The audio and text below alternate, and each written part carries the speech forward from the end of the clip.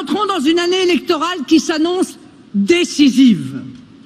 Et c'est de votre force précisément dont nous aurons besoin pour nous porter jusqu'à cette date qui désormais va occuper pendant plusieurs mois nos esprits, le 9 juin 2024. On a 9 mois pour en faire un jour de mobilisation. Ce 9 juin, nous avons l'intention d'en faire un jour de fierté et de ferveur. Mais mes chers amis, il y a une condition sine qua non pour que cela arrive. Que le peuple de France aille voter. Il faudra impérativement voter. Ce 9 juin 2024, enfin.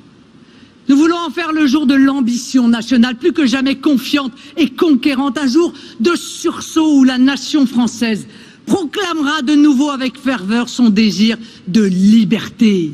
La liberté des citoyens et des nations, la liberté des hommes et des peuples, la liberté des intelligences et des esprits, c'est tout l'enjeu du prochain scrutin européen. Ce n'est donc pas pour rien que notre peuple fait preuve d'une si grande aspiration à la liberté, et plus encore, lorsqu'il sent que l'on veut le conduire, comme c'est le cas de la technocratie bruxelloise, à une forme de servitude. Des référendums ignorés, puis bafoués, comme celui de 2005, qui restera dans l'histoire de la Ve République comme le pire déni de démocratie. De cette Union européenne qui cherche tel un empire à uniformiser par la contrainte notre vieux continent, au lieu de créer les conditions d'une coopération bienfaisante entre nations libres. La coopération bienfaisante entre nations libres, voilà ce qui devrait être le rêve européen. Aujourd'hui, Madame von der Leyen et sa cohorte d'eurocrates abîment jour après jour ce rêve, entraînant d'ailleurs ce réveil des peuples que nous voyons poindre au cœur des nations européennes. Il nous faut retrouver ce rêve européen en mettant à la première place la volonté des peuples et la diversité des nations. Nous assistons impuissants à des sommets internationaux où les éléments de langage creux et les sanctions inefficaces sont égrenés. En réalité, seules les nations souveraines, dont la France au premier chef, auraient la capacité d'asseoir à la table des négociations la Russie et l'Ukraine et à mettre fin, un terme enfin, au martyre du peuple ukrainien.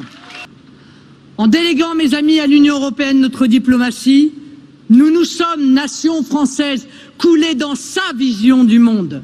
Une vision irrespectueuse des identités nationales, qui ne convainc pas, mais impose, contraint, menace et culpabilise. Le modèle énergétique français n'a pas à être décidé par des hauts fonctionnaires allemands, espagnols ou hollandais en poste à Bruxelles. Le contournement des souverainetés nationales au nom d'une régulation multilatérale et non démocratique, soi-disant plus efficace, n'est que le faux-nez d'un logiciel mondialiste aux abois. Je formule aujourd'hui devant vous le souhait que soit promue dans les mois et les années à venir une déclaration solennelle du droit des peuples et des nations qui marquera la fin du funeste processus d'uniformisation et de dissolution conduit depuis 50 ans. Il s'agit maintenant de compléter ces droits fondamentaux des personnes par la sacralisation des droits des nations et des peuples, sans lesquels, je vous le dis très clairement, les droits individuels ne peuvent s'épanouir. Je vous dis souvent que la souveraineté est aux nations ce que la liberté est aux individus. Plus jamais, nous ne devons tolérer que l'on impose sur le sol européen des modes de gouvernement ou des législations à des chefs d'État qui ont été élus démocratiquement. Et ce, ni en Pologne, ni en Hongrie, ni en Italie, ni ailleurs. Lorsque nous défendons la souveraineté de la France, nous défendons également la souveraineté de toutes les nations du monde. Vous l'avez compris, chers amis, la France et l'Europe sont à un tournant historique décisif. Rendre aux Français les leviers souverains qui n'auraient jamais dû lui être confisqués en matière économique, énergétique, migratoire ou fiscale, des leviers indispensables au redressement français. Rendre à la France sa voix particulière qui ne lui fait pas seulement aimer passionnément la liberté, mais lui permet de créer les outils de la liberté de toutes les nations et de tous les peuples du monde.